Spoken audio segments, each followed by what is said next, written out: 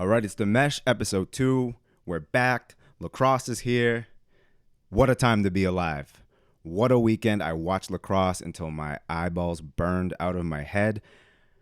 Some games were better than others. I'm not going to lie, but I'm not going to complain. We got lacrosse. We got pro lacrosse, so I can't complain. Let's just hop right into it. You know, I don't want to beat around the bush. We have 5 games of professional lacrosse. Big weekend for Will. I love it. Electric for I Will. love it. Just look how happy he is. Yeah, I'm not going to lie. Peacock was a glitchy piece of shit.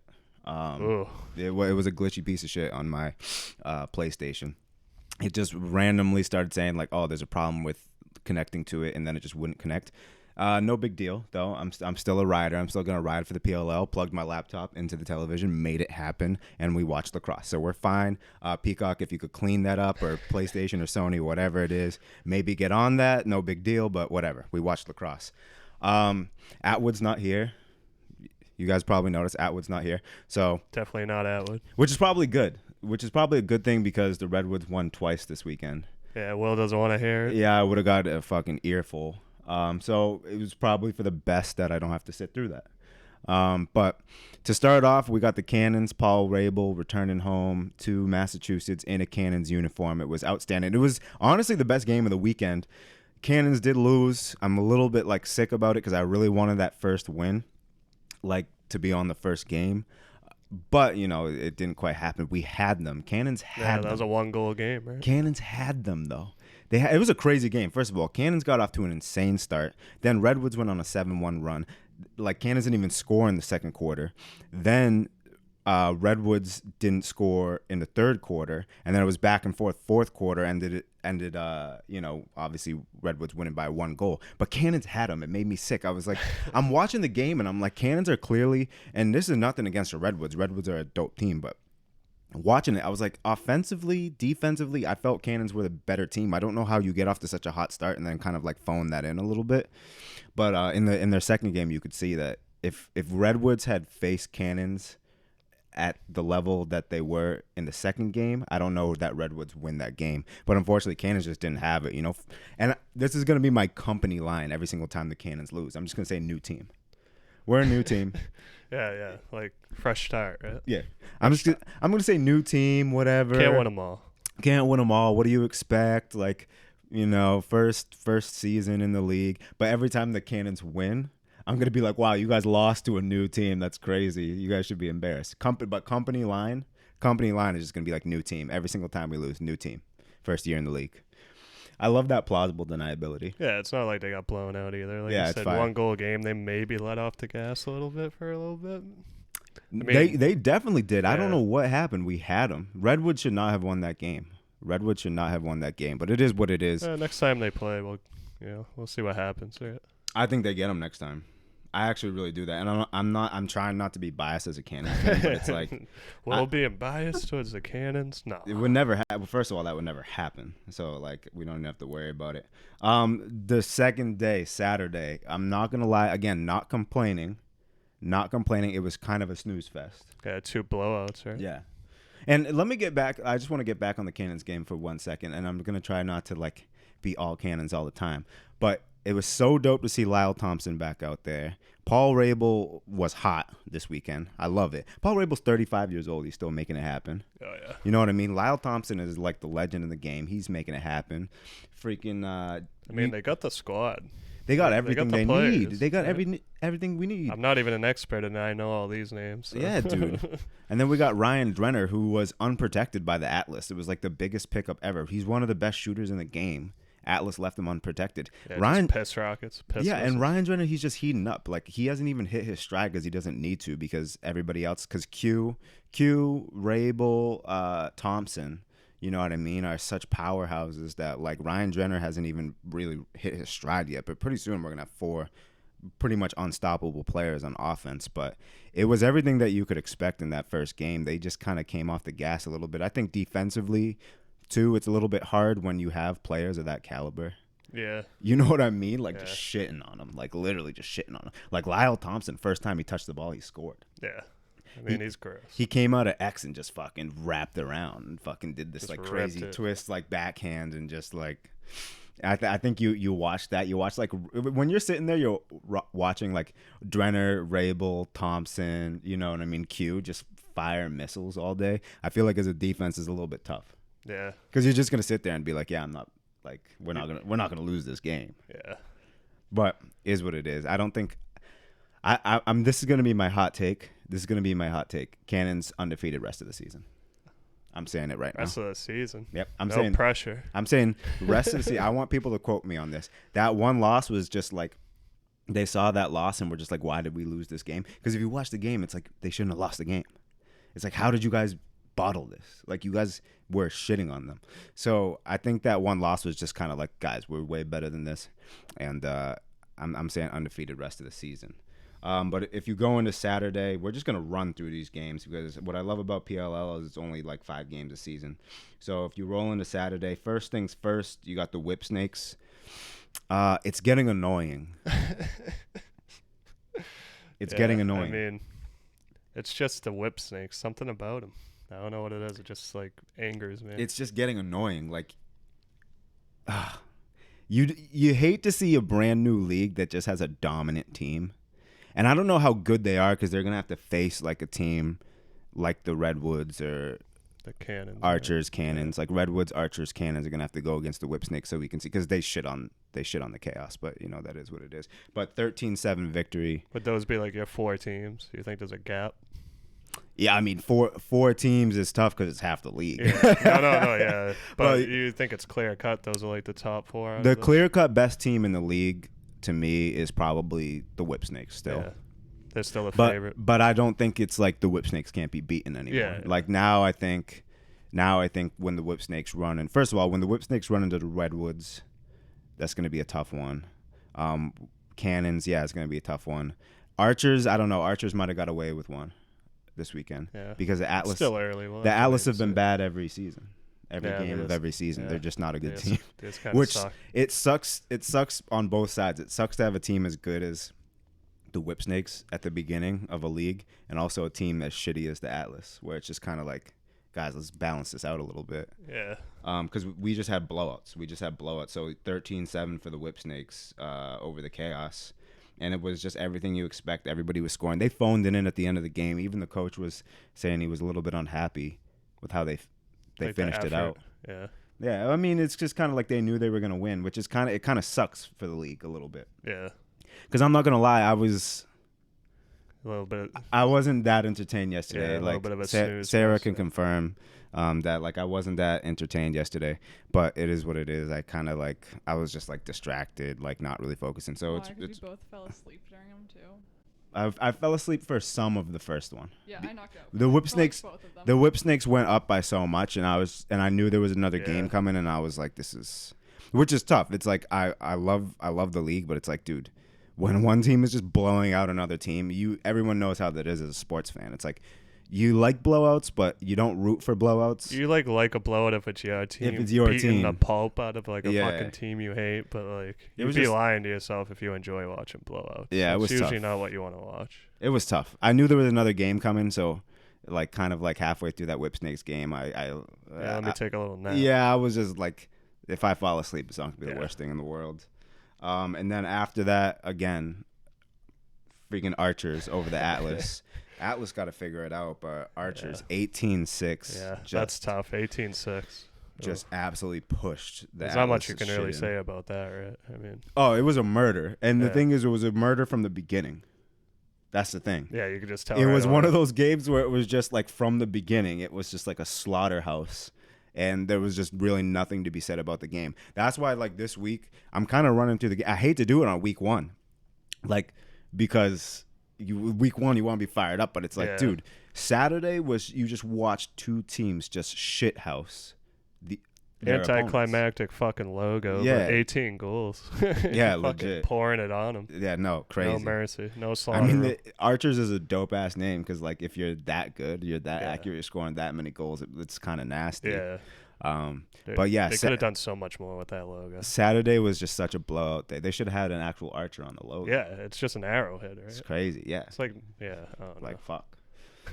And then getting sidetracked, but then we'll get to today. So Cannons obviously 13-7 victory. You know, obviously I'm super happy about it, but it made me a little bit sick because watching the Cannons today, I was just like, They could have beat the Redwoods. they could have beat the Redwoods. That's all I could think today. I was just like, and they phoned, like, I don't know what happened. They had the Redwoods and they just couldn't pull it together, and they came back and then Had 'em still on the couldn't ropes. maintain. Yeah, bro. And because they came third quarter, the Cannons came back again, and it's just like couldn't close it's it just out. back and forth. Yeah, if they had done today, like if they had done Friday what they did today, that would have been a wrap. But anyways, you know, I'm gonna be happy. You can't have an 0-2 weekend first week, especially not at Gillette, right? yeah, and so few games too. You know, Paul Rabel, Thompson, everybody gets their win. But honestly, the story of the game was Andrew Q. The guy was hot today, absolutely hot today on attack. I think Thompson and Q both had 4 goals, and that's the one thing I'll say about the Cannons: so balanced, so spread out. You never know who's gonna score on you. I just don't see a way to like stop them, and like I just think they're just heating up now. I fucking love it. Yeah, But once they get going, right? they got the Water Dogs. I'm happy about it, and I'm not gonna complain too much. But again, at the same time, like it sucks. We should be 2-0. That first game, I'm gonna be thinking about it forever. Yeah, keeping you up at night. Yeah, and Whipsnakes still haven't lost, so that's kind of upsetting. And then unfortunately, I was kind of hoping the Redwoods, because the Redwoods have to play twice. Yeah. I was hoping, okay, we're gonna lose to the Redwoods.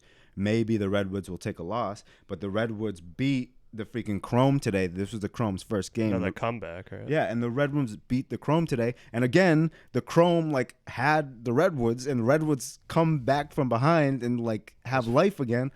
It's just so frustrating because like that loss would have been great for us. Yeah, those fucking Redwoods, man, they're fighters. Yeah. Just fighting back, It's clawing so- their way to a dub. Bro, I'm so happy Atwood's not here.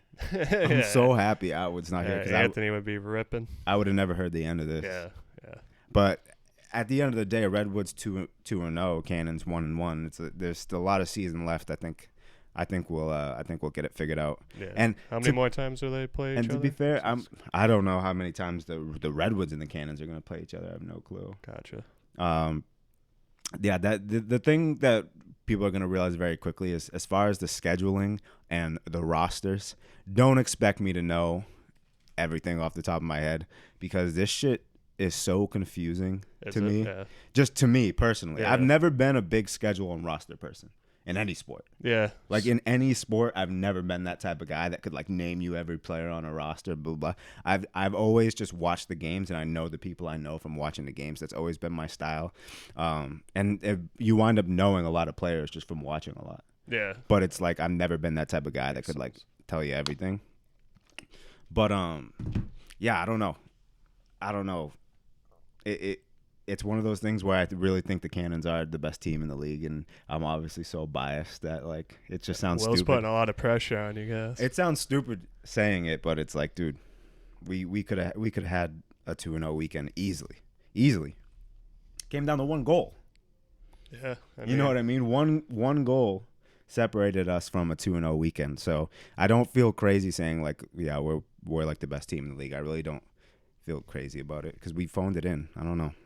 Tough one. But all in all, great weekend for lacrosse.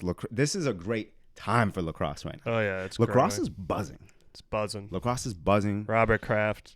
Everyone's talking about it. Yeah, this is the big thing. Robert Kraft becoming one of the major backers of the PLL, this is inevitable.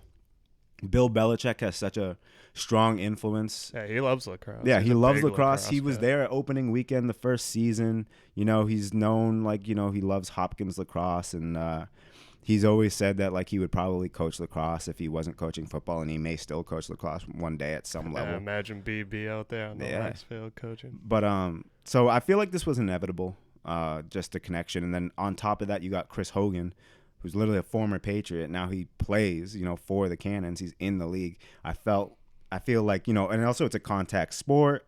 You know, you got all that type of vibe. This was kind of probably inevitable. Yeah. That like I mean, the football world and the lacrosse world Yeah. are gonna come together and as the talent pool increases, it'll just be better for everybody. 100%. Yeah. And I honestly hope that we see more like kind of crossover in between football and lacrosse. I hope that becomes more of a normal thing because your career is so short in football. Yeah, football's a brutal sport, man. It's like, imagine you're like a wide receiver. Like if you're a wide receiver that retires at like 27. Yeah, especially if you're a slot receiver, your Yeah. job is to get fucking murdered in It's the like- middle of the field. If you're 27 years old, you're retiring from football and you run like a 4.5. Yeah. It's like, just teach that dude to catch and throw a lacrosse ball. Yeah, that's a fair point. You know what I mean? Just like, Well, that dude we were just watching on Redwoods, that dude, absolute unit. yeah, Miles Jones. Miles Jones. Just I bodies didn't want to people. fuck his name up. That's why Yeah, I let yeah, you yeah. say it first. But it's like, dude, just teach these dudes to like. I'm not saying stick handling is not important in lacrosse, but here's the deal: if somebody is 6'3", runs a 4.5, and can catch consistently, throw consistently, and can just do a strong enough cradle, you just have to do a strong enough cradle that the defender can't get the stick out of your hands. that's true. You know, outside of that, it's like, dude, they can sit up there, especially if you're on attack, right? If you don't know much about lacrosse, attack is, when everything else is happening, the attack just has to stand there. Oh, no, yeah, that was me. Our team sucked. I literally stood there like 80% of the game while we got Facts. shit on and just like, yeah, that was my high school So- fucking lacrosse career. So just take some elite athlete, right? Some elite athlete and just teach him, like, just have him wall ball like a million times a day until catching and throwing is natural to him, cradling is natural to him. And then just imagine like a 6'3" elite athlete like dodging out of X. You know what I just mean? fucking running Like people over he's on just the- he's just one-on-one with the defender behind the net, and all he has to do is sprint as fast as he can, wrap around the net and take a Yeah. rip. You don't want to get in front of that. That's what I'm saying. Yeah, That's what I'm fuck saying. that, dude. I hope that football, and people are going to go crazy over that because it's like, there's going to be a lot of lacrosse people that are like, dude, you know how many college players and such and such and such, and you're talking about just taking football players, but it's just like, dude, it would work.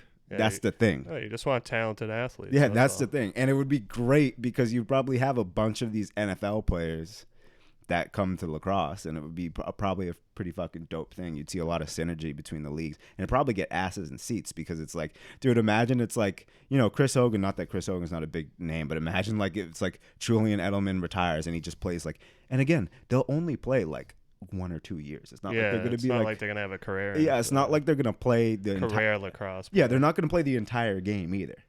But it's like, imagine it's like Julian Edelman just retires from football and he plays 2 years of lacrosse for the Cannons. Yeah, I'll give him my knee. Yeah. And he plays like 10 minutes a game. Yeah, you But can it's- have some of my knee cartilage. But You it's hear that, dope Jules? because Julian Edelman's just out there. And it's like, dude, that's fucking Julian that's Edelman fucking playing lacrosse. Jules. It's just like, NFL could easily do that and PLL could easily take advantage of that. And I think a lot of athletes that like bail on like professional sports still have that drive to be like, yeah, I'll just play like 2 years of yeah, it's just a professional competitive sport. edge. You Yeah. know? And You don't lose that. And it'd be kind of dope because then at the end of every NFL season, you kind of had that buzz around the PLL, like who are we gonna steal? Yeah. You know what I mean? Who might cross? Who might cross over? Yeah, it would just be kind of a vibe. Anytime an athlete plays like two major sports, it's like crazy. It's two fire. professional sports, It's it's just fire. wild. But yeah, thank God Atwood's not here because The Redwoods shirt. oh my God, I would have got a fucking earful.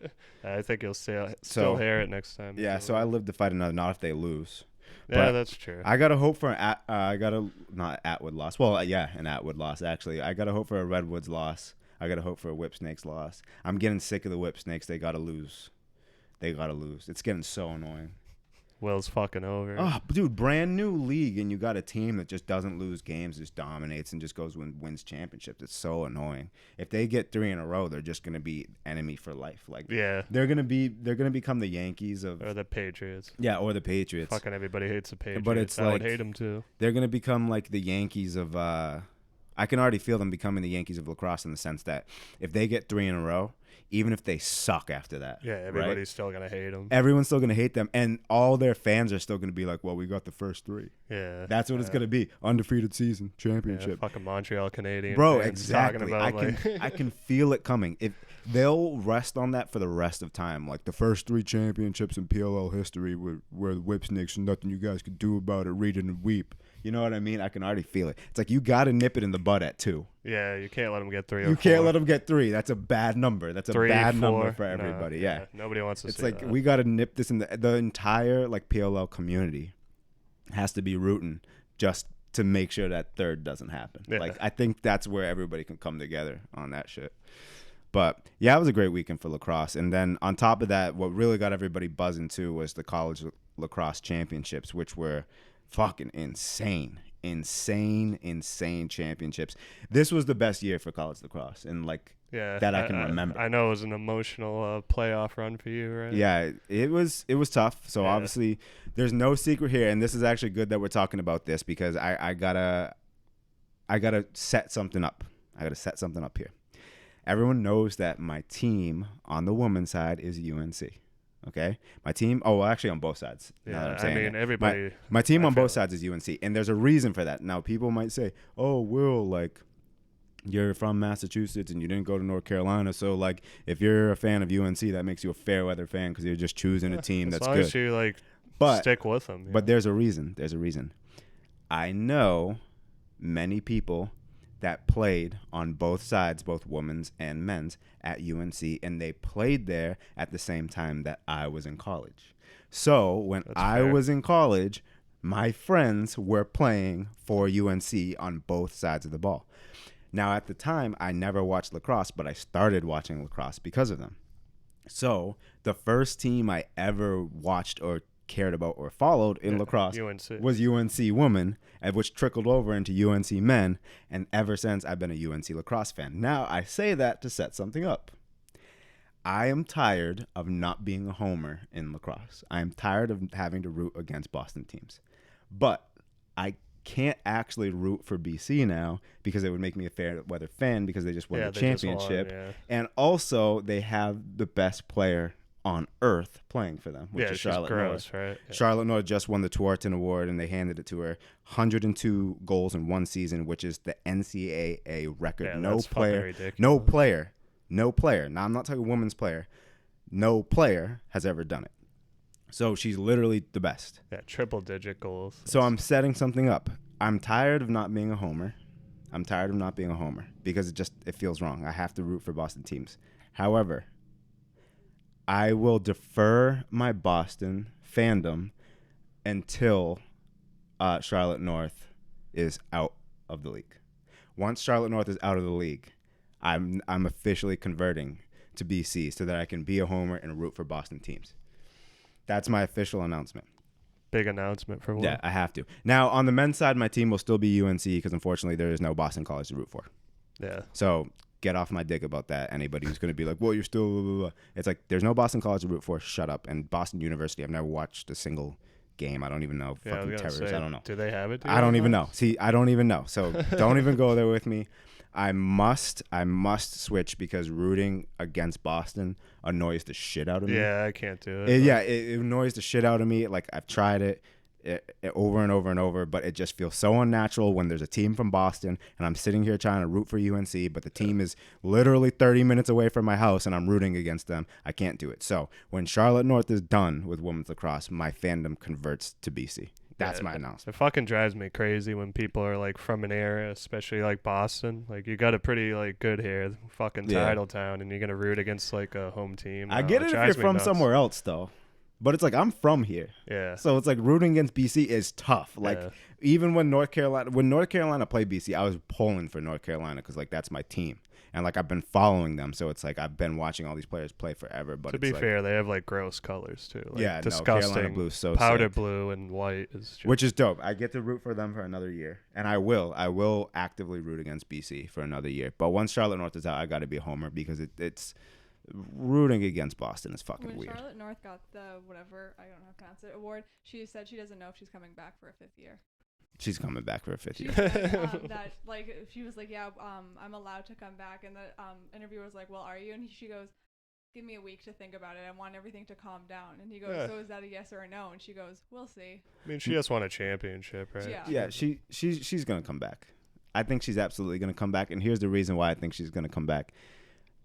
She has a chance to, first of all, break the record that she just broke. But second of all, by piling on those goals, she can solidify herself because she can come back for fifth year. She can solidify herself as, like, literally the greatest player of all time, maybe forever. Yeah, that's true. Like she could set records that like were just never gonna be broken. I mean, ever. if she goes out and scores more than 102 goals, like what the fuck? But also her total cumulative or her like assists or whatever, like all these different records, it's kind of like the pressure's off. She's now the greatest lacrosse player of all time. But I don't know what she's gonna do. There's no pro league to really go to. Like they have Athletes Unlimited has like women's lacrosse now, so it's no longer the Women's Professional Lacrosse League. The WPLL is not a thing. It's now the AU Pro League. And like, what is Charlotte North gonna do? Go over there and do what? It's like her shine is still with BC. Yeah. I don't know why you wouldn't. If you're at that level, just go do it. Just go do it. Like, no one can stop her. Right? No one can stop her. She's better than everybody on the field. I mean, that would really be the only reason for her not to do it. Yeah, maybe she's she feels like she can't be challenged. She's so sick of being better than everybody. Which she's getting bored. That would legit be it. That's the only reason I could think of is like, I'm so sick of being better than everybody else at this sport. That like, what's the point of me coming back? And what? Just I guess that would be possible, right? Yeah. Do you really get sick of just shitting on everybody? But maybe because she is that. I mean, dude, she has 102 goals. Yeah, no, I know. In a season, that's ridiculous. No one can stop her. I mean, it's like she steps on the field and she just knows like.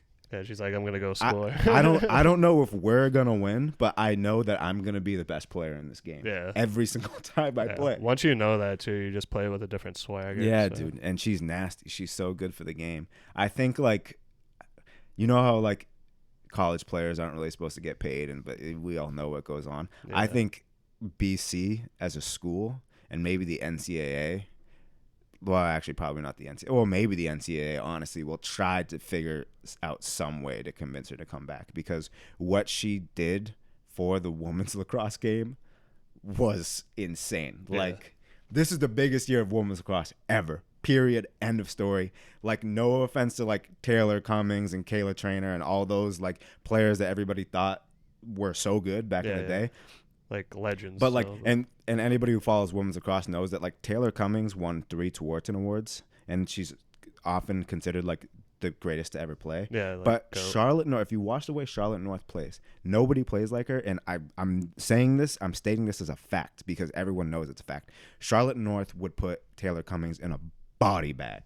Like, if they played at the same time, like, it's not, you know, when you have like that Jordan LeBron debate, and it's like different eras of it's just sport. It's tricky. Yeah, you know, it's like different eras of sport because the athletes are just always getting better. Yeah, it's like the different eras thing, and it's kind of like, but if you watch Taylor Cummings' era, it's like nobody in that era played like Charlotte North. Yeah, it's just a fact.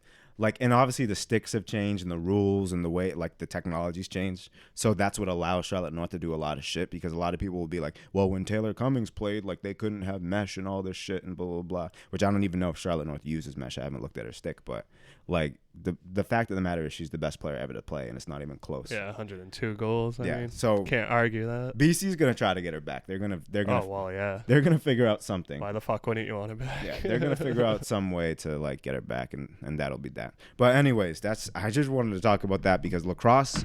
Listen, lacrosse. This is a sport of everybody's talking about lacrosse right now. You got it on every single like sports news outlet. I've definitely heard more about lacrosse in the last like couple of years. In the last 2 weeks, lacrosse has just been on a spaceship to the moon. You got it on ESPN. I don't care if it's CBS Sports, NBC, obviously. Lacrosse is starting to take over. And on top of that, you got like all the kind of sideshows. Like we were talking about how you got Erica Nardini, the CEO of Barstool Sports, showing up at the games. You got Bob Kraft from the NFL showing up at the games. You got Barstool in general, like just talking about like college lacrosse.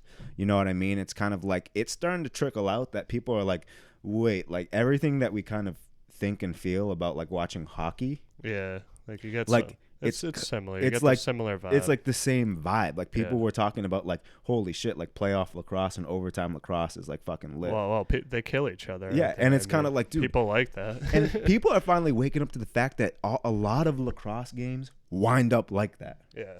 Like a lot of these games come down to one goal because like a lot of these games are just back and forth fucking shootouts, and it's all about like who's gonna have the last possession. Like a lot of those games are like that. Like lacrosse is here.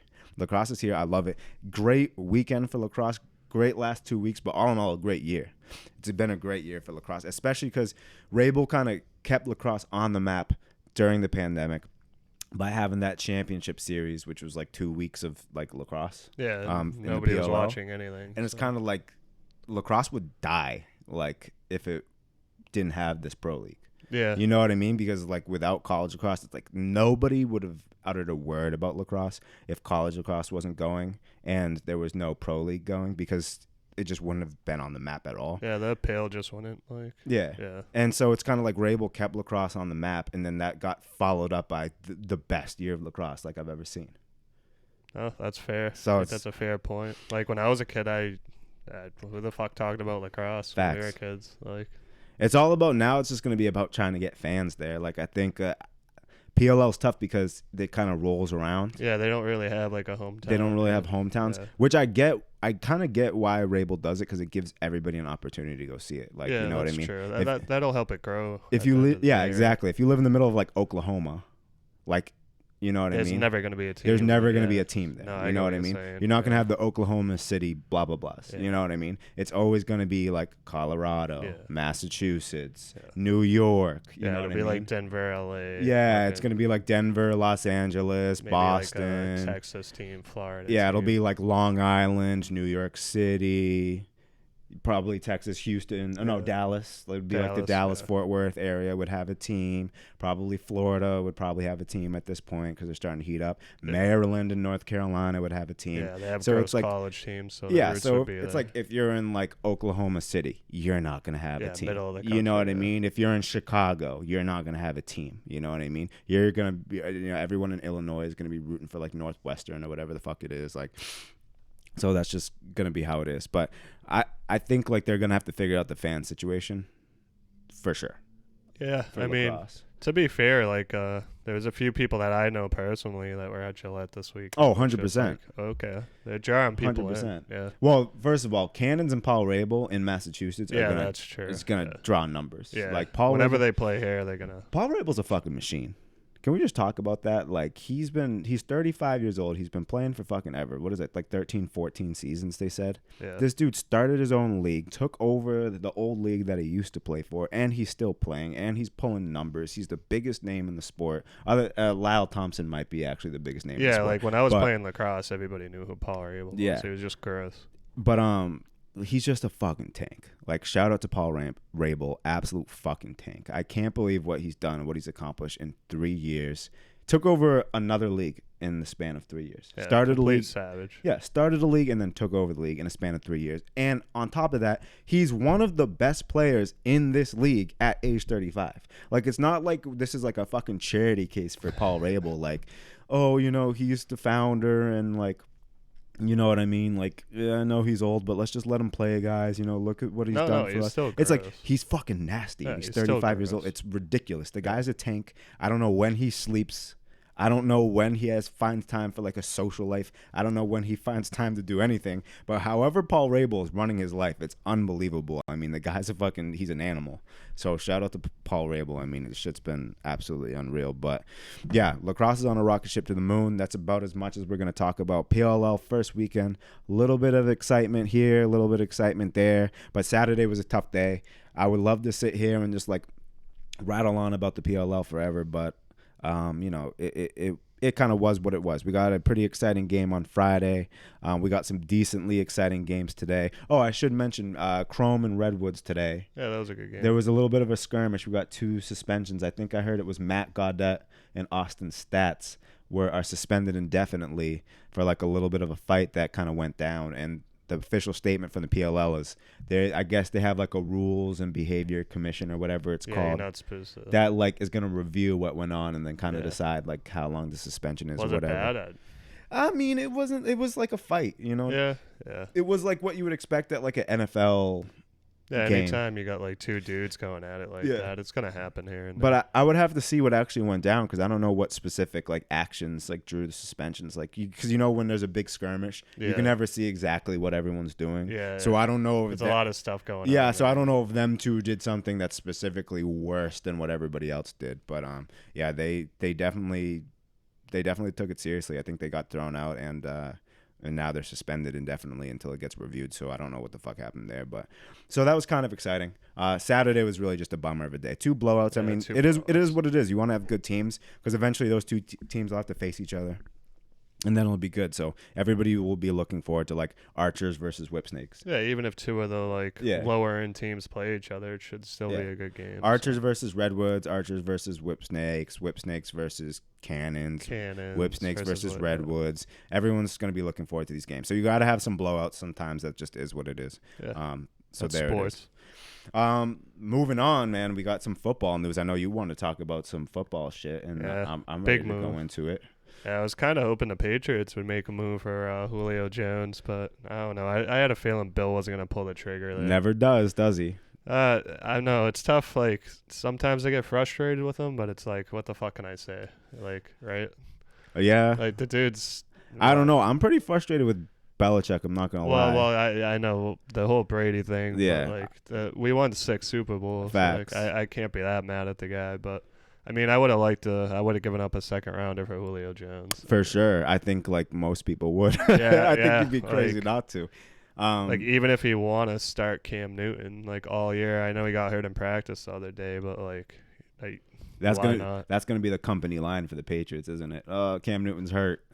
I can already see that being the company line for the Patriots. You take Mac Jones with the 15th pick. We might have to see what he's got. No, that's what I'm saying. That's why I'm saying company line for the Patriots is going to be Cam Newton. So it's going to be like, he's our guy. Week 1, Cam Newton's our starting guy. Like, this isn't a competition, like, blah, blah, blah. And then it's going to be like, Cam Newton's hurt. I don't know. This is crazy. And then they're going to start Mac Jones. Yeah. Company line is already started. The Patriots are so smart. Like, they play chess, not checkers. It's like, ooh, Cam Newton got hurt in practice. That's crazy. And then it's going to be like, that injury from 2 weeks ago is really still bothering him. Lingering. It's a lingering injury. It's crazy.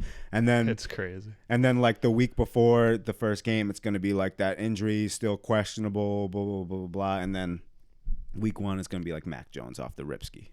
Bro, if Mac Jones comes up ripping, then I'll be a happy man. I don't know why he wouldn't. He came from Saban to Belichick. It's just Alabama quarterbacks scare me. Yeah. But here's the thing. I always think that it's about time that Saban passed off a quarterback to Belichick. It is true. They're like best friends. Yeah, so, dude. I mean, because everyone talks about system quarterback and blah, blah, blah, and Alabama quarterbacks are only good because they have good people to throw to. But yeah, and they're in like a pro system. I said it in the last episode when I was talking to Atwood. How good of a quarterback is Tom Brady?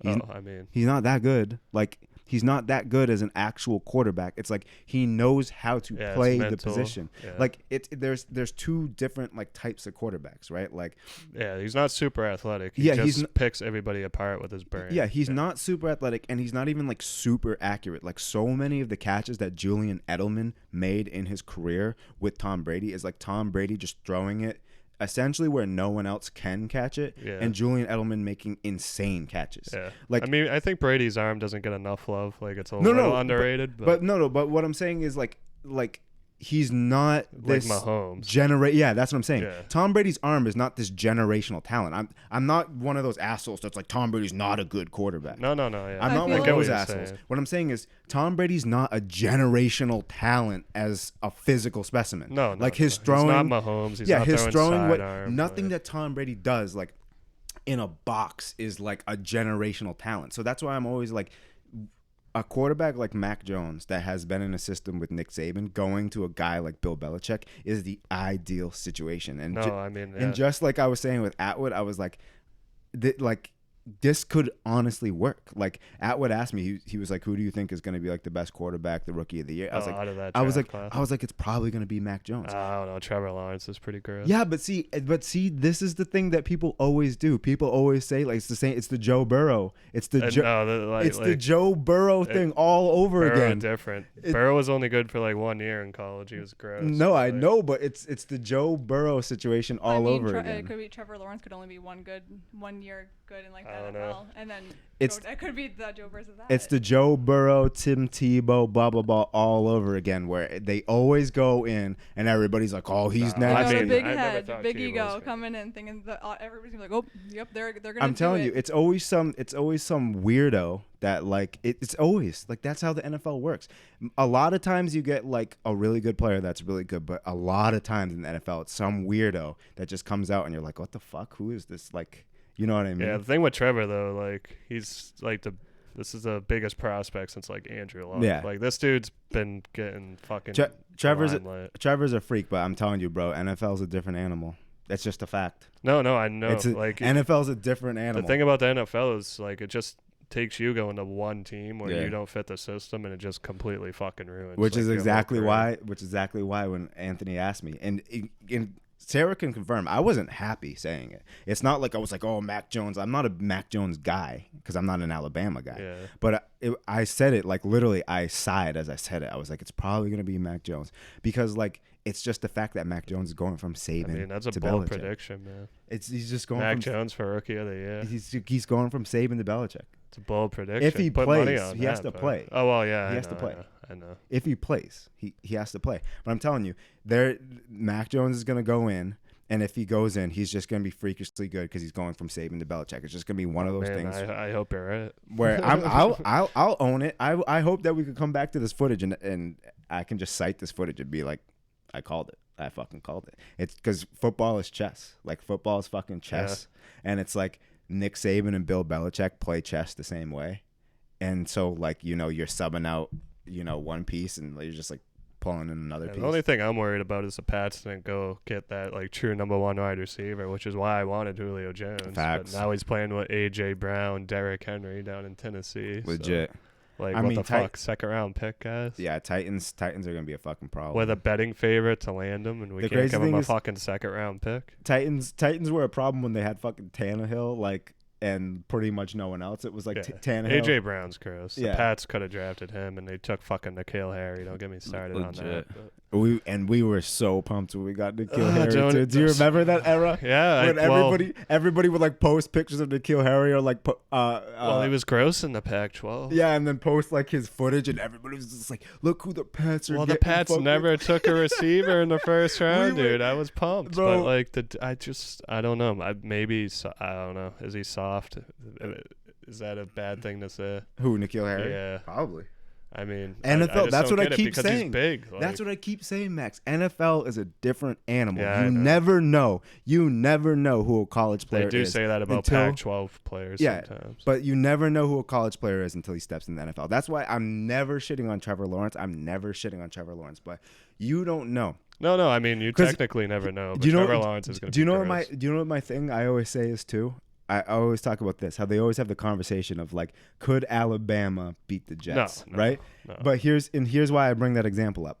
The worst of the worst in the NFL is the best of the best in college. Yeah. And that's why I always say you don't find out who a quarterback really is until they're in the NFL because even a guy like those Trevor, dudes are so much faster. Even a guy like Trevor Lawrence, as good as you think he is, he's still playing against college teams, and the best college teams in the world don't compare to the worst NFL team. And that's why I'm literally saying people are going to say I'm crazy, but a guy like Mac Jones that can pull up off of a system like Saban's, and Saban and Belichick have like the same brain, and you're just handing this guy essentially to a guy that is you and saying, congrats, you're going to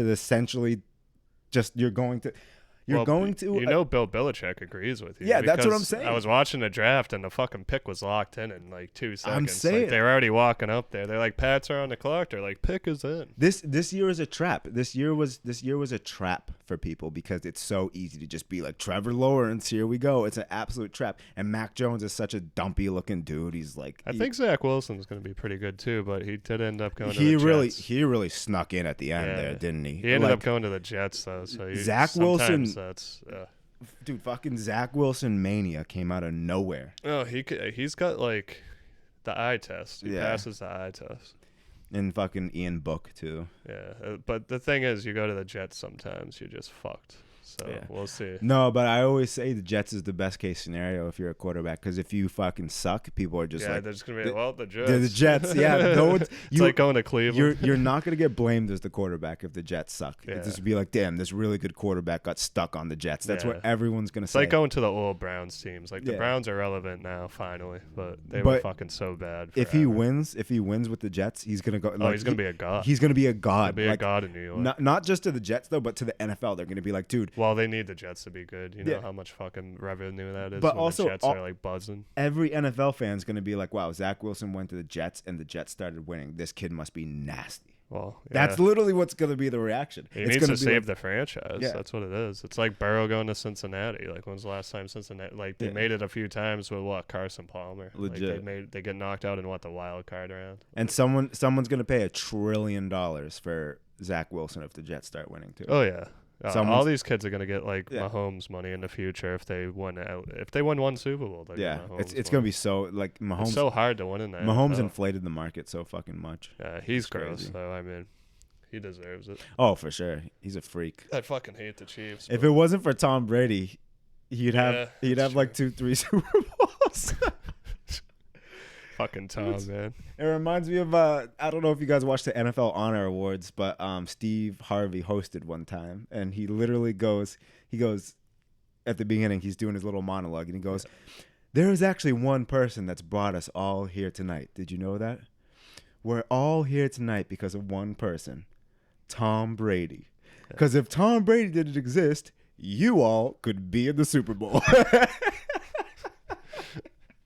It was like so true, and like Pat Mahomes knows that better than anyone. It's like that motherfucker. Yeah, he got him in Kansas City, and then he got him in the Super Bowl this year. You hate to see it. I just knew. I had a feeling like when Kansas City lost both their starting tackles, I'm like, they're not going to be able to stop like that Tampa Bay pass rush, dude. They were all over him. And all those guys turned it on for the playoffs too. Oh yeah, I mean, they had a little scare against Washington in the wild card. Sure. But outside of that, they were fucking. Gronk also turned it on too. Oh yeah, playoff Gronk came out. 2 touchdowns in the Super Bowl, right? Yeah, exactly. Yeah. He knew what he had to do. Yeah, he knew what he had to do. He doesn't even like. They played him a little bit in the regular season, but you don't need him out there. He knew what he was there to do. They went in as a wild card team and won their Super Bowl in Tampa Bay. Yeah, that's fucking nasty. Tom's first year in Tampa. Yeah, dude's got 7 rings. Fucking stupid. No, he's the greatest. It's ridiculous. He's the greatest. That's just it is what it is. Patriots didn't want. Never forget, Patriots didn't want to pay him. Yeah. Just remember that. No. Yeah, after everything he did for the Patriots didn't want to pay him. Biggest scumbag move of all time. I think he was gonna. I think he was just mad about not having the offensive weapons. I think he was gonna leave. Yeah, but not if they paid him. Like that's what I'm saying. There was a rift, I think, too, between him and Bill. I think it was because rift. Belichick tried to get rid of him. He did draft Jimmy G. Here's the thing about Bill Belichick, and I'm all for guys that are all business, and I'm all for guys that are like great sports minds. I'm 100% with it. I'm 100% on it. But here's the problem: Tom Brady took fucking pay cuts. Yeah, no, he did a lot for the. He could have been the highest paid player in the league. He took fucking pay cuts. Those pay cuts are what allowed Belichick to do everything he did. Those pay cuts are what allowed Bill Belichick to do everything he did. Let me say it a third time. Those pay cuts are what allowed Bill Belichick to do everything that he did. So to not pay the guy just because he's getting older or whatever, to me, is bullshit. Yeah. Because it's like, you can't sit there and be like, I'm Bill Belichick, I'm the greatest mind of blah, blah, blah, blah, blah, blah, blah, blah. Because it's like, dude, if you guys were paying Tom Brady like $500 million, you wouldn't have been able to get fucking anybody. You thought the Patriots had nobodies now? Imagine if Tom Brady was making the money he should have been making. Patriots would have freaking St. John's Prep players fucking, playing. Well, that was roster. The Packers' excuse. They're like, oh, we can't get anybody. Look how much fucking money But Aaron it's true. Yeah, but you don't they came out and put Rodgers on fucking blast. But so what's he supposed to do? But what I'm saying is it's true. So for Bill Belichick to then come back like towards the end of Tom Brady's career and just be like, I'm not fucking paying this guy, blah, blah, blah. It's like, yeah, Bill Belichick, you're a great mind. I like Bill Belichick. I'm not saying I don't like Bill Belichick, but you got to also understand that you can't fucking bite the hand that feeds you once you've already kind of like cashed the check. You got to make the exception. You got to make the exception and say, this dude literally for the last decade has allowed me to accomplish what I want to accomplish. And all this dude's asking for is like for 3 to 5 years, like to actually get paid a decent amount of money, which by the way, Bill Belichick, I don't know if you noticed, but you're not even going out and getting people that you need to pay that much money to. So what's the fucking harm? You know what I mean? Yeah, this year we'll see. Yeah. I think the Pats are going to be good this year. No, I know, but it's like, what do you think Tom Brady's gonna like fucking break the bank? Like Tom Brady's not gonna ask the Patriots for like $500 million. No, you know what I mean? He's just gonna ask to get, let me get like a little bit of actual. I also money think here. he saw Chris Godwin and Mike Evans down in Tampa. Oh, and for he started sure. Fucking drooling. For He's sure. like, I haven't had a wide receiver like that since Randy Moss. But I don't think there's any way. I don't think there's any way that Tom Brady leaves if he just gets a figure that he likes. And I think it's a control thing too. Like Brady is fucking running like the Buccaneers, and like you know how the 100%. Pats are. They would never let Brady be like in charge. You know Oh, what I for mean? sure. But I think he earns a little bit of that. No. I mean, I would have let him fucking do whatever you want with I the don't know. offense. Maybe I'm soft. But if a dude, I view it as this: you can like obviously business is business, but you can't say business is business if one of your players, who's probably the best of all time, is the best of all time, it's not even close. takes pay cuts for a decade. Yeah. Because they should have let him have more if you control. want to have a business is business mentality, then just fucking pay the guy. Yeah. And then say it is what it is. You should have done that the whole decade.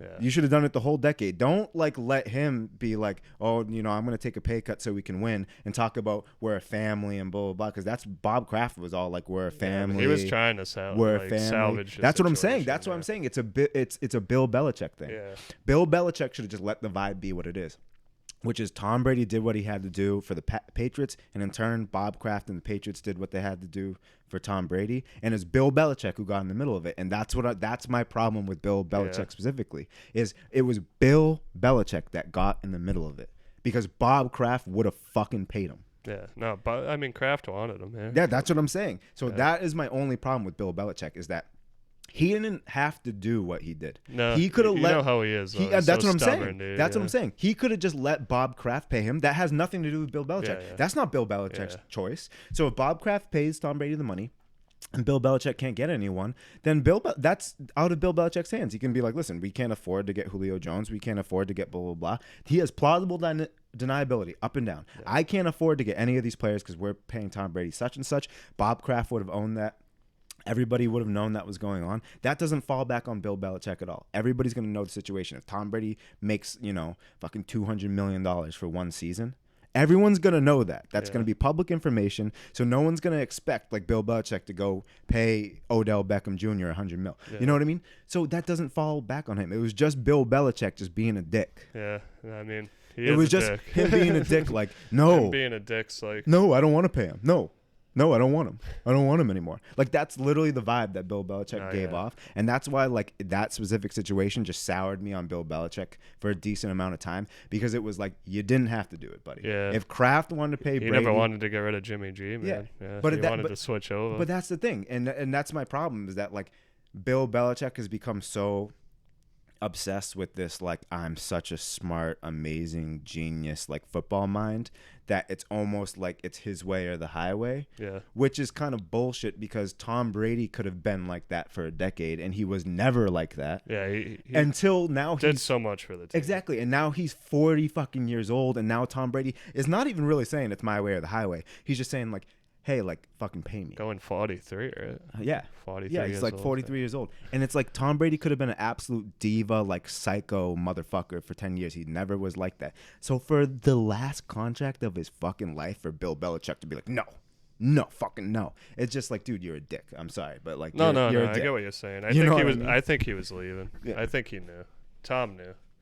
But he that was last season. He was leaving because of Belichick. The rift was created before that. Yeah, but that's what I'm saying. Yeah. But he was leaving because of Belichick. Yeah, there was always conflict there. They always like put it aside, but there was the entire state, there. The entire fan base, the entire front office, the ownership team, the players, everybody loved Tom Brady. It was just Bill Belichick. Yeah. That's my problem with Bill Belichick. Yeah. No, I get what you're saying. Sometimes you just got to be like, bro, I understand that I'm one of the greatest coaches of all time, but blah, blah, blah. But like, at the end of the day, this is not my team. Yeah. I'm happy Tom won in Tampa, because I don't have to listen I'm so happy. I don't have to listen to the stupid fucking idiots that are like, oh, Tom Brady's a system quarterback. Yeah. He only won because of Bill Belichick. No, I love it. It's all right. Obviously, I want the Patriots to win. They're my fucking team. But, like, good for you, Tom. Good for you. No, I openly rooted as someone for who Tampa. like doesn't do like watch sports, I'm so glad he's off the Patriots. Like, I didn't watch like football till I started being with Will, but like still, I'm so glad I don't have to hear just like people who don't know, like people like me that don't know anything about sports, like, oh, Tom Brady's the best. Like he only won because he was on the Patriots. It's like no. Yeah. No, I openly rooted for the Tampa. best You did. I openly rooted for Tampa the entire season, and I don't regret it. I posted on my Instagram story I know. way before the season started. I'm like, I'm rooting for Tampa. Like, it's fuck Bill Belichick right now, and I don't regret saying that. Because at the end of the day, when people were like, after everything Bill Belichick did for you, you're gonna be like, fuck Bill Belichick. It's like, yeah, because Tom Brady was also doing the fucking same the whole entire time. Yeah, like he was fucking taking pay cuts. That's what I'm saying. So it's like, if I have to choose a side, who am I gonna choose, Bill Belichick or Tom Brady? I'm gonna fucking choose Tom Brady. What are you, nuts? Yeah. What are you, fucking nuts? And I like, obviously when Tom Brady retires, I'll go back to being a Patriots fan, obviously. But it's like, am I gonna actively root for Tom Brady to shove championships down Bill Belichick's face as long as he's in the league? If he gets 8, 100%. If he gets 8, I don't know. Like he can't win another one, can he? Like I literally hope that Tom Brady just shoves championships down Bill Belichick's He's face. already got 7 until he's 50. Yeah, but he only has 1 since he left. It's like, I think it's what Bill Belichick deserves. And again, I like Bill Belichick. It's not that I don't like Bill Belichick. Bill's pissed now. But Bill's on his revenge tour. I think Bill Belichick deserves the consequences of his actions, which is that you had a situation where you were the only one sour on this guy and everybody else was happy, and you fucked it up for everybody because you're such an egotistical maniac that you couldn't just say, this is my quarterback. This is my quarterback. This is the quarterback that I have. Yeah, it killed me to see him leave. Man. It's that simple. That's all you have to do as a head coach. Sometimes you just got to be like, this is my fucking quarterback. Do you think every head coach in the league gets to choose their quarterback all the time? No. It's like, no. Bill Belichick, I understand that he's always been the GM that coach. You've always been like the top guy, but at the end of the day, you're talking about a guy that took pay cuts for you for 10 years and won you 6 Super Bowls. Just say, this is my fucking quarterback till he retires. More than 10 years, like 18. Yeah, whatever it was. 18 seasons. Yeah, 18, whatever it is. But the whole point is, just say, this is my quarterback till he retires. The guy's fucking 43 years old. Yeah, and he's still out there fucking shredding defenses. He can only. We already know he can only play till he's 45 because his wife isn't going to let him go past it. We've already heard that discussion a million times. Like, Bill Belichick, get over it. He's your quarterback for the next 3 years, and then you'll have another quarterback. Yeah. Jesus Christ, how hard was that? I mean, seriously, how hard was that? 3 years, Bill Belichick. The guy is such an egotistical guy. 3 years, too much.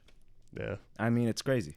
But whatever. You know how he is with old players. Yeah, He's so like that's my rant on that situation. No, yeah. Just you had that built up, huh? Yeah, well, it's just so fucking crazy, dude. No, it is nuts, dude. I don't care what Bill Belichick says. One day he's gonna look back on this situation. He's gonna regret what he did. No, I mean he probably already does. 100%. He just won that Super That's what Bowl. I'm saying. You in that moment you get so but I'm not talking about from a sports standpoint. I'm talking about with Tom Brady.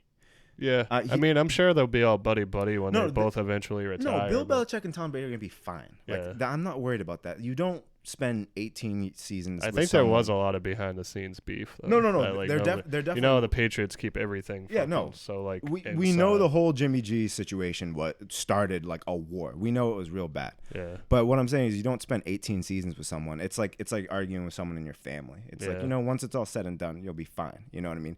They can sit at a table together, I'm sure. Yeah. But my point is, Bill Belichick one day, just as a person, as a man-to-man thing, he's going to look back on it and regret the fact that he was just like such an asshole. I know it for sure. Oh, I mean, probably. I know it for sure.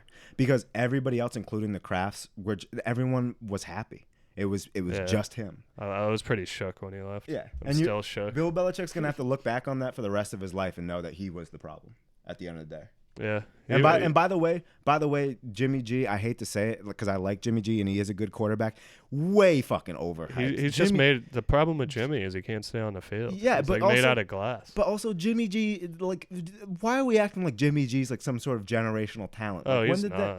When did that like big hype train start? Like, you think you're gonna win that many more games with Jimmy G than you are with Brady? What a stupid. Nah, Belichick did have a crush on Jimmy G. And again, I'm not shitting on Jimmy G, but I'm like, Belichick, of all the people that you're gonna start a war with Tom Brady over, fucking Jimmy Garoppolo, like, no offense. Maybe it's just he's so good looking. Yeah, like he's that dude is so fucking good looking. Like, I'm not hating on Jimmy Garoppolo, but Belichick. Sarah, you know what Jimmy Garoppolo looks like. Right? But like Belichick, like Jimmy Garoppolo, seriously, this is the guy this is the guy that's gonna break you and Tom Brady up, Jimmy fucking Garoppolo, like.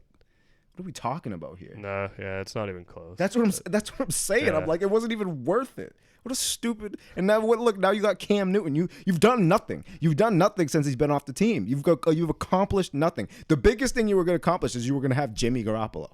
and you were probably going to pay Jimmy Garoppolo as much money as you're paying Brady. The 49ers Yeah, gave him. and you were going to pay Jimmy as much money as you're paying Brady anyways, because Brady's not even taking as much money as you're supposed to be paying. And then the 49ers already took a quarterback, Trey Lance. That's what I'm saying. They already got Jimmy G's replacement. Yeah, it's insane. Whatever. It was the dumbest thing Bill Belichick's ever done. He just doesn't want to admit it. Whatever.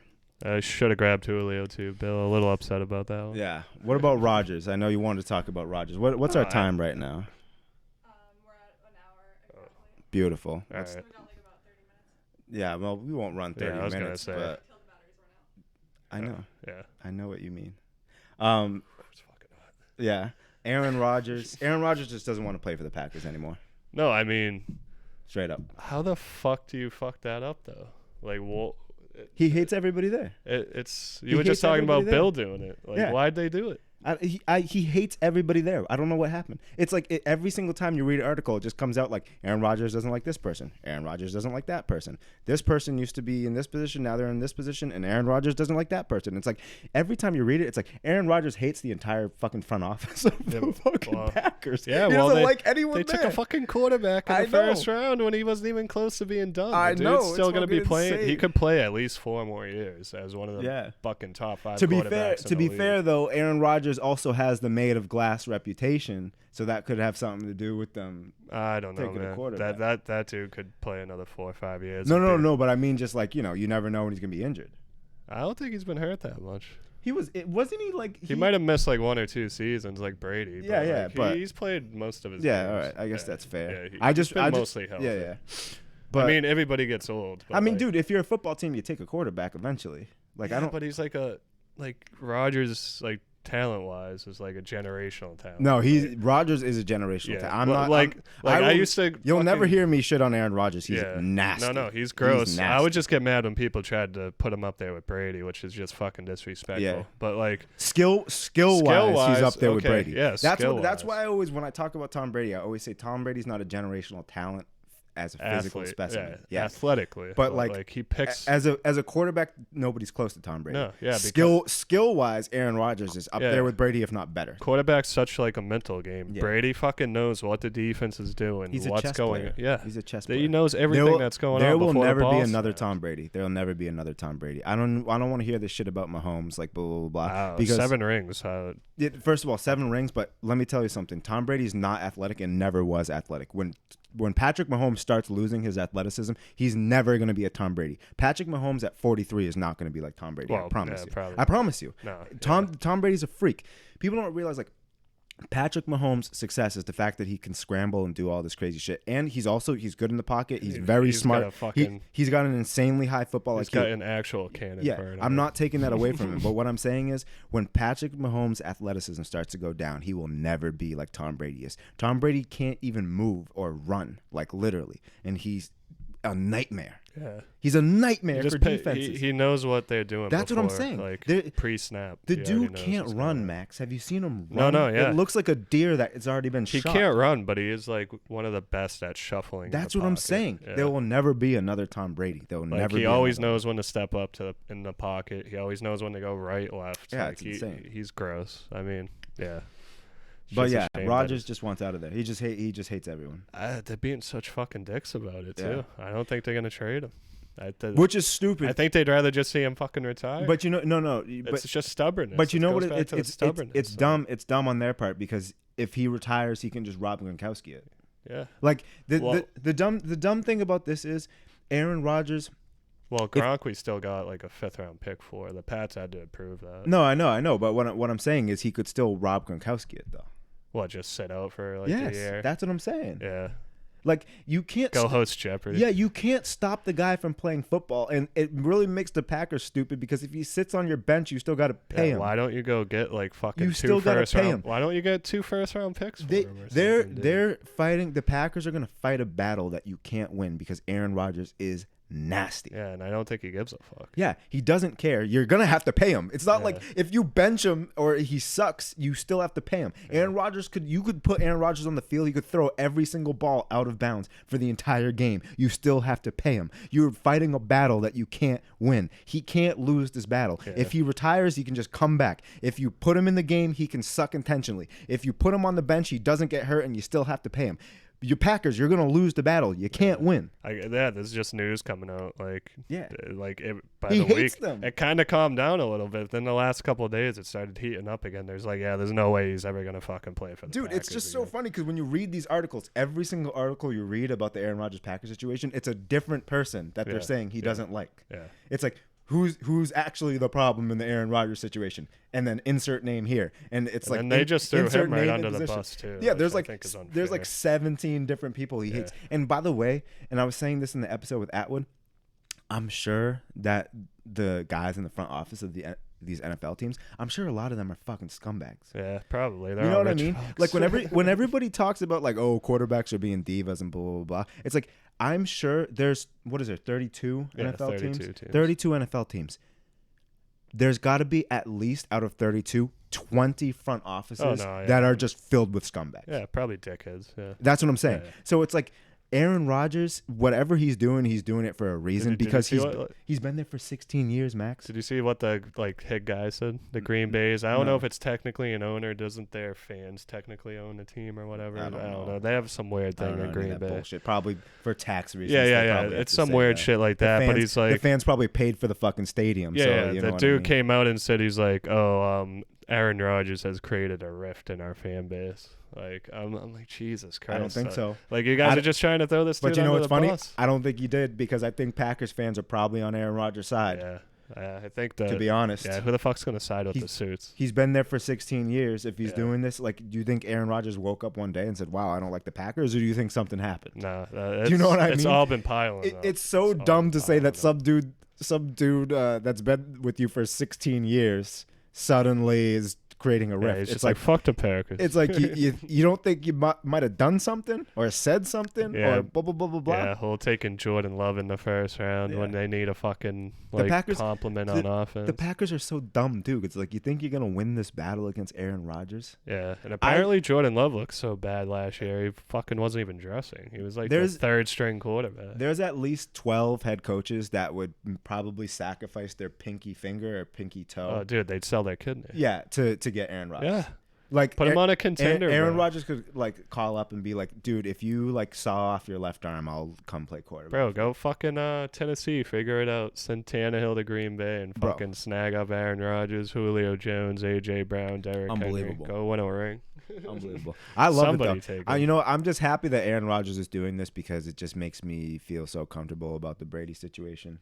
Because the Brady situation was a little bit more behind closed doors. Now Aaron Rodgers is back up wide to open. So now when we look back and like on this era and people talk about, well, the end of Brady's career, it will be like, well, the end of Aaron Rodgers' career. So now they're kind of like buds on that regard because it's just kind of like, yeah, you can stay with a place long as fuck and they'll still treat you like shit in the end. Yeah, that's the NFL, man. That's it's the a lesson. Fucking cutthroat business. That's the lesson here. It's kind of like the UFC. UFC and the NFL both fucking cutthroat. Facts. Very cutthroat. But it's so dumb on the Packers part because it's just like the dude, you had no reason to do this. Yeah, and he's still a fucking no question top 5 QB in the league. Easily. He's probably top 3. He's probably like Brady, Mahomes, and Rodgers, right? Facts. I mean, I think that's pretty fair. Yeah. All right. Well, I was gonna do PLL picks to end the episode, but Atwood's not here, so fuck it. We could wrap it up. Yeah. I'm not gonna waste sweating bullets. I'm not gonna waste time on that. It's fucking hot as fucking here. Yeah, we'll be back. Sweating like a fucking heroin mule over here, man. Yeah, we'll be back week 2. I don't know if we'll have Atwood week 2, but we'll be back week 2 to talk lacrosse. Hopefully, we get some more competitive games. Every single PLL week, we're gonna talk about it one way or another. There wasn't a lot. There wasn't as much to kind of talk about here. Oh, I forgot to mention too. I should probably mention this real quick. The Cannons didn't dress Chris Hogan, and I know everyone's gonna lose their mind about it, but he came out with a statement. He was cool about it. The dude's an NFL player. He knows he's gonna have to work to make the roster. He's going against kids that are younger than him, better than him at lacrosse. He knows he wasn't gonna just like walk on and be a starter. Yeah, he knows he wasn't ready. Is what it is. I saw a lot of people complaining in the comments, and I'm gonna be deep in the PLL comments, like, why would you put so much advertisement around Chris Hogan if you're just not going to play him? Fucking patriot. It's like he was a fucking patriot leaving the NFL to go to a professional lacrosse league. Of course, they're going to talk about it, and people are like, well, you didn't even dress him. It feels kind of stupid to advertise him and not even dress him. It's like, yeah, he's not that good at lacrosse compared to these other guys. What are they not going to put their best players out who there? did you want to leave out on the Cannons to put Chris Hogan in? Like, you tell me. What do you got? Oh, you got Paul Rabel out there. You got Lyle Thompson out there. You got Andrew Q. You got Ryan Drenner. You got Brody Merrill. It's like, no, it's your job as a coach to put your best players. That's what I'm like. I'm like, who were they going to leave out to put Chris Hogan in? Somebody let me know. Like, get over it. I'm sure he'll get his chance. He's gonna get his chance. I'm sure he'll be fine. But people were like freaking out, like, oh, you talk Chris Hogan, don't even dress him. It's like, yeah, the guy's still kind of a football player. That's just what it comes down to. But anyways, PLL week 1 down. You know, the Mesh episode 2 down. Back next week. Maybe some more lacrosse talk. Let's get some competitive games. Hopefully less blowouts. But it doesn't matter. Lacrosse is going to the moon. Paul Rabel's a beast. Charlotte North's a beast. Lacrosse is here. Sport of the future. See you next week.